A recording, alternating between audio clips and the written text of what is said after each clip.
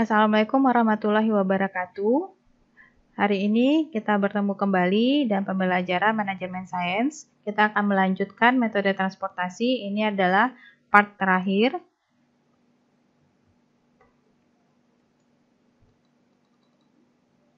Yang mana kita akan membahas optimalisasi dengan menggunakan modified distribution atau yang disebut dengan MODI. Metode MODI akan melakukan perubahan alokasi produk untuk mendapatkan alokasi produksi yang optimal menggunakan suatu indeks perbaikan yang berdasarkan pada nilai baris dan nilai kolom. Jadi metode MODI ini mirip dengan metode stepping stone, yaitu dia akan merelokasi produksi yang telah kita alokasikan sebelumnya pada tabel awal NWC ataupun tabel awal biaya terkecil. Ya, dia berbeda dengan FAM. Ya, jadi ini MODI dan stepping stone itu mirip, ya, karena nanti langkah MODI juga akan meniru langkah stepping stone. Cuma awalnya saja yang sedikit berbeda. Dan kita pada metode MODI sama juga dengan metode stepping stone, kita akan menggunakan tabel, akan memulai dari tabel awal NWC atau tabel awal biaya terkecil. Berikutnya adalah untuk metode MODI ada syarat yang harus dipenuhi, yaitu banyaknya kotak terisi harus sama dengan banyaknya baris ditambah banyaknya kolom dikurangi 1. Ya, itu harus diperhatikan terlebih dahulu ketika ingin memulai dengan menggunakan metode MODI. Metode MODI mengoptimalkan alokasi produk dari tabel awal NWC atau tabel awal biaya terkecil. Jadi pada MODI kita ada rumus di sini, ya, pada MODI rumus RI ditambah KJ itu sama dengan CIJ. Ya, RI itu adalah nilai baris I. KJ itu adalah nilai kolom J. Sedangkan CIJ adalah biaya pengangkutan dari sumber I ke tujuan J. Langkah penyelesaiannya adalah pertama gunakan tabel awal NWC atau tabel awal biaya terkecil. Jadi kalau ada soal, jadi kerjakan dulu dengan menggunakan NWC atau biaya terkecil, kemudian baru dioptimalisasikan menggunakan MODI. Yang kedua adalah tentukan nilai baris dan kolom dengan cara baris pertama selalu diberi nilai 0, kemudian nilai baris yang lain dan nilai semua kolom ditentukan berdasarkan formulasi MODI yang tadi kita sampaikan, yaitu dengan ini. Nah, bagaimana caranya? Kita akan memilih titik tolak perubahan, ya. Nanti ada segi 4 yang merupakan titik tolak perubahan adalah segi 4 yang indeksnya bertanda negatif dan angkanya terbesar dan kotak kosongnya dipilih sebagai kotak yang akan diisi. Mirip sekali dengan stepping stone. Kemudian setelah mendapatkan kotak kosong yang akan diperbaiki, kita akan lakukan perbaikan alokasi atau yang disebut dengan relokasi produk. Ya, jadi kita buat jalur tertutup yang melalui kotak kosong tadi, kemudian kita pilih nanti dan kita alokasikan produk seoptimal mungkin yang bisa kita lakukan. Contohnya seperti ini, contoh sama ya, dari part 1 sampai part 4 ini contoh sama. Jadi dari part 1, dari contoh ini, kita sebelumnya pada part 2, pada part 1 atau part 2, saya lupa, kita sudah mempelajari bagaimana contoh ini bentuk tabel awalnya baik NWC dan tabel awal biaya terkecil. Nah, saya pilih tabel awal NWC. Jadi silakan saudara-saudara untuk menggunakan tabel awal biaya terkecil. Oke, begini tabel awal NWC. Langkah pertama adalah kita menentukan nilai baris dan nilai kolom. Ya, nilai baris, ingat nilai baris pertama harus 0. Ya, nilai baris kita simbolkan dengan R ya. Jadi kalau baris kita W berarti RW, indeksnya W. Jadi RW ini harus 0. Oke, RW ini harus 0. Nanti gambarnya seperti ini. Nah, RW ya. Pabrik W sama dengan 0, berarti RW-nya sama dengan 0. Nah, RW ini sama dengan 0. Kemudian untuk mencari nilai kolom A, B, dan C, serta baris H, P, dan D. Nah, caranya adalah seperti ini. Kita lihat pada tabel yang terisi itu adalah WA, WB, HB, PB, dan PC. Ya. Jadi untuk mencari nilai dari baris W, baris H, baris P, kolom A, kolom B, dan kolom C, kita manfaatkan kotak-kotak yang sudah ada produksi di sana, sudah terisi. Kita ambil contoh begini, kita ingin mencari kolom A ini nilainya berapa, ya, nilai kolom A ini berapa. Tentu kita menggunakan rumus RI ditambah KJ sama dengan CIJ. Ya, RI ini adalah nilai baris, K ini nilai kolom, CIJ adalah biaya. Oke, yang kita ketahui adalah baris W. Baris W itu sudah 0, berarti sini sudah 0. Ya, maka untuk kolom A, kita lihat di sini mana kolom A yang terisi. Apakah dari baris H, HA, PA, atau WA? Ternyata yang terisi adalah WA. Maka kita manfaatkan WA. Jadi rumusnya untuk mencari kolom A adalah RW, ya, baris W ditambah KA, kolom A, sama dengan biaya dari W ke A. Oke. RW kita sudah tahu itu nilainya 0. Ya, yang akan kita cari adalah KA, nilai kolom A. Itu sama dengan CWA. CWA-nya adalah biaya transport dari W ke A, yaitu 20. Berarti 0 ditambah KA sama dengan 20, otomatis KA-nya sama dengan 20. Ya, pindah ruas. Jadi KA sama dengan 20. Nah, itu nilai kolom A. Kemudian kita ingin mencari kolom B. Ya, mencari kolom B. Atau mungkin saudara ingin mencari baris H. Baris H, ya, untuk mencari baris H tentu kita memanfaatkan, di sini kebetulan baris H1 baris H ini yang terisi adalah pada HB, ya, HB. Berarti untuk mencari baris H kita membutuhkan RH tambah KB sama dengan CHB. Sedangkan B kita tidak tahu, ya, H akan dicari. Maka kita urut dulu sehingga yang bisa dicari pertama kali setelah A, kolom A adalah kolom B. Karena kita memanfaatkan nilai W yang sudah diketahui di awal. Ya, jadi kita cari dulu B, kolom B, baru kemudian bisa kita cari baris H. Baru bisa kita cari baris P dan juga kolom C. Nah, jadi untuk mencari nilai kolom B, ya, kita gunakan WB, ya, WB. Nah, WB berarti kalau kita menggunakan kotak WB, berarti itu mencarinya dengan RW ditambah KB sama dengan CWB. RW sudah kita tahu bahwa itu nilainya 0, ditambah KB yang akan kita cari sama dengan 5. CWB adalah transportasi dari W ke gudang B, yaitu 5. Otomatis nilai kolom B sama dengan 5. Nah, berikutnya, karena A sudah tahu nilainya berapa, B sudah tahu nilainya berapa, apakah bisa kita langsung C? Tentu belum. Kenapa? Karena untuk mencari C, kita menggunakan pabrik P, yang menggunakan baris P dan kolom C. Sedangkan kolom C akan dicari, baris P juga kita belum tahu. Oke, oleh sebab itu kita harus cari dulu PB. Ya, cari PB. Untuk mencari PB, ya, untuk mencari baris P kita gunakan kolom B, ya.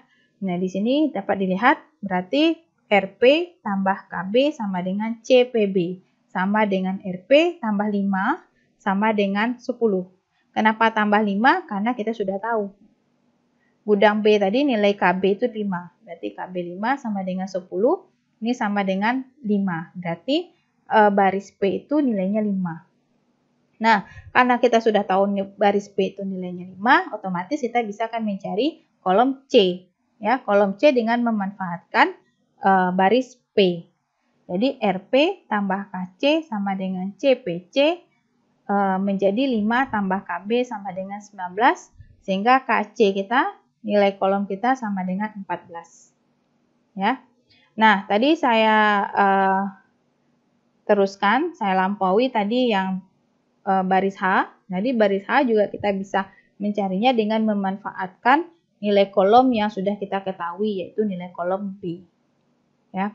Apakah kita bisa mencarinya, misalnya begini, pertanyaannya adalah apakah baris H ini bisa kita gunakan kolom HA? Tentu jawabannya tidak bisa. Kenapa? Karena tidak ada alokasi dari pabrik H ke gudang A. Ya, di sini 0. Maka yang bisa kita gunakan hanya yang ada alokasinya saja. Oke.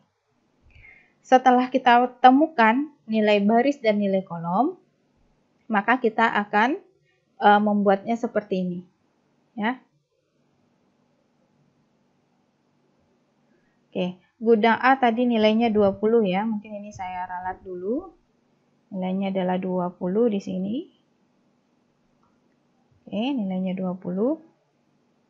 Nah, jadi W ya, RW-nya ini adalah 0, RH 15, RP-nya 5, KA-nya 20, KB 5, dan KC-nya 14.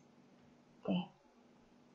Berikutnya adalah kita akan menghitung indeks perbaikan. Kan tadi metode MODI ini adalah memperbaiki, ya, merelokasi nilai-nilai yang sudah ada. Seperti ini kan, alokasi produk itu ada di WA, ada di WB, ada di HB, ada di PB, ada di PC. Nah, sekarang kita ingin merelokasinya. Kenapa? Karena ini belum optimal. Dari mana tahu? Makanya kita lakukan pengecekan. Kita akan menghitung indeks perbaikan atau yang disebut dengan iterasi 1. Jadi kita cek dulu apa benar alokasi yang dilakukan sebelumnya ini, seperti tabel NWC ini, belum optimal atau sudah optimal. Jadi caranya seperti ini. Menghitung indeks perbaikan adalah CIJ kita kurangi dengan RI dikurang KJ, yaitu biaya dikurangi dengan nilai baris dan dikurangi dengan nilai kolom. Jadi kita lihat di sini, kita identifikasi kotak kosong itu di mana saja. Ya, kotak kosong itu ada HA, ada HC, ada WC, ada PA. Ya, nah di sini kita lihat ada HA, ada PA, ada WC, dan ada HC. Oke. Nah, kalau HA, kotak kosong HA, berarti CIJ-nya ini adalah CHA dikurang RH dikurang KA. Jadi CIJ-nya ini ya CHA. Ya. CHA adalah biaya transport dari H ke A. H ke A biaya transportnya adalah 15. Ditulis ini 15. Kemudian dikurang RI. I kita tadi adalah H. Jadi RH. RH kita adalah 15. Ya, nilai baris 15. Berarti ditulis ini 15. Dikurang KJ. J kita ini adalah A. Ya. Jadi KA. KA kita adalah nilai kolomnya yaitu 20. Berarti ditulis di sini 20. Sehingga 15 dikurang 15 dikurang 20 min 20. Begitu juga selanjutnya dengan PA, WC, HC. Nah, ini kita lihat di sini PA menghasilkan 50, menghasilkan 0, WC min 6, HC min 19. Nah, dari keempat indeks perbaikan ini mana yang negatif terbesar? Negatif terbesar adalah terletak pada kotak kosong HA. Berarti artinya apa? Dengan mengalokasikan seoptimal mungkin produk di HA, di kotak kosong HA, maka kita akan menghemat biaya transportasi sebesar 20 satuan ya, 20 satuan. Kita nggak tahu nih satuannya rupiah atau apa, jadi 20 satuan yang akan kita hemat. Tentu itu sangat banyak penghematannya ya. Rasanya ini per paketnya ya, per unitnya, per unit komoditinya. Jadi sealangkah baiknya kita alokasikan sebanyak mungkin di kotak kosong HA komoditi agar kita dapat mengurangi biaya produksi atau biaya transportasinya. Oke, kita lanjutkan sehingga kita akan mengalokasikan sebanyak mungkin di HA. Nah, pertama-tama adalah kita harus membuat jalur tertutup untuk HA. Ya, ingat konsep stepping stone. Ini HA, jalur tertutupnya ya. Jadi gunakan konsep stepping stone untuk membuat jalur tertutup. Ya, jalur tertutup ini kita HA, berarti bisa kita ke kanan ke HB, kemudian naik lagi ke WB, kemudian ke WA dan kembali ke HA. Pertanyaannya, apakah kita boleh dari HA ke PA? Jawabannya tidak boleh. Kenapa? Karena di sini tidak ada komoditi. Ya, tidak ada komoditi, dia tidak bisa loncat ke PA. Ya, ingat kembali konsep stepping stone. Oke, kita buat jalur untuk HA. Jadi HA ini HA, HB, WB, dan WA. Kemudian tanda menyesuaikan. Minus, plus, minus. Oke, kita lihat di sini. Nah, ini sudah saya buatkan warna yang berbeda, ya, warna yang berbeda. Jadi selain warna yang berbeda, selain dari jalur tertutup atau alur tertutup, ya, komoditinya tidak perlu atau jangan sekali diubah, ya. Komoditi yang ada di luar jalur tertutup jangan sekali-sekali diubah. Itu dibiarkan saja tetap. Yang boleh diubah adalah di alur tertutup. Jadi di alur tertutup ini kita kosongkan semua komoditi, kemudian kita mulai dari HA. Jadi dari HA ini kita alokasikan sebanyak mungkin komoditi yang bisa kita alokasikan dengan memperhatikan syarat kesediaan barang dengan kebutuhan dari gudang. Ya, kebutuhan di gudang sini cuma 50, meskipun ketersediaan barang di sini 60. Dan juga perhatikan juga nilai-nilai yang tidak masuk jalur tertutup. Ya, perhatikan nilai-nilainya. Apakah melanggar atau tidak, ya. Karena di luar jalur tertutup itu tidak boleh diganggu gugat. Jadi kalau misalnya di jalur tertutup, misal ya, di HC ini sudah ada nilai 10, berarti di sini tidak boleh lagi kita letakkan 50. Maaf, kalau di sini sudah ada 20 ya, sudah ada 20, berarti ini tidak bisa lagi 50. Berarti di sini harus 40. Nanti kita pindah nanti ke WA-nya sisanya 10 lagi. Ini misal ya. Nah, jadi harus diperhatikan di luar jalur tertutup dan juga baik kebutuhan maupun ketersediaan barang. Nah, jadi pada jalur tertutup HA, HB, WB, dan WA ini kita alokasikan barang dimulai dengan HA dulu. Dialokasikan sebanyak mungkin, seoptimal mungkin komoditi yang bisa dimasukkan, ya, diisikan dalam kotak HA. Kemudian dilanjutkan dengan HB, WB, dan terakhir WA. Jadi inilah iterasi pertama. Oke. Kita bisa hitung di sini biaya totalnya 2260. Ya.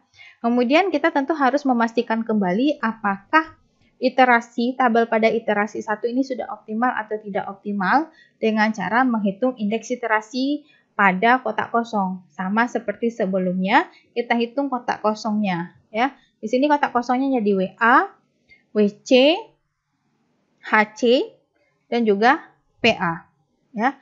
Nah, dari hasil yang telah kita cari, ternyata di sini indeks perbaikan masih ada yang negatif terbesar, yaitu pada HC. Jadi dengan mengalokasikan HC sebanyak mungkin atau seoptimal mungkin, kita akan mengurangi biaya transportasi sebesar 19 satuan. Jadi langkah berikutnya adalah kita buat alur tertutup HC, yaitu HC, HB, PB, dan PC. Nah, ini saya kasih merah, kasih warna berbeda lagi, ya. Di warna berbeda ini kita alokasikan sebanyak mungkin di HC dulu. Jadi isi dulu HC. Berapa HC yang bisa diisi? Cuma bisa 10, ya. Kenapa? Karena pada HA sudah terisi 50. Jadi otomatis pada HC hanya terisi 10 itu sudah paling optimal. Oke, berikutnya boleh diisi ke PC, dilanjutkan dengan PB, ya. Nah, setelah dapat tabel iterasi 2, kita harus ngecek kembali apakah sudah optimal atau belum. Kembali, ternyata masih ada kotak kosong yang bernilai negatif. Artinya, kalau kita alokasikan barang seoptimal mungkin di WC, maka kita akan mengalami pengurangan biaya sebesar 6 satuan. Jadi, buat lagi alur tertutup untuk WC, yaitu WC, WB, PB, dan PC. Alokasikan kembali. Ini dia alur tertutupnya. WC, WB, kemudian lompat ke PB, lompat ke PC. Ya, kita alokasikan pertama kali itu adalah di WC sebanyak 30, kemudian WB 60, PB-nya 50, dan PC-nya 0. Nah, di sini kita akan melihat biaya totalnya adalah 18,50. Ya, saya rasa hasilnya ini sama dengan hasil yang di stepping stone, yang di farm juga sama, ya. Jadi Tapi jangan kita karena sama bukan berarti ini sudah selesai. Kita harus melakukan pengecekan terakhir, yaitu menghitung indeks iterasi 4, yaitu nilai-nilai kosong. Ternyata pada kotak perbaikan ini ya, kotak kosong WA, HB, PA, dan PC, indeks perbaikannya 0. Berarti tidak ada lagi yang negatif. Artinya tabel iterasi keempat itu sudah yang paling optimal dengan total biaya transportasi sebesar 1.890 satuan. Ya, nilainya sama dengan ketika kita menghitung menggunakan metode stepping stone, metode dan metode FAM. Ya, sampai di sana pembelajaran kita tentang metode transportasi. Semoga semuanya paham.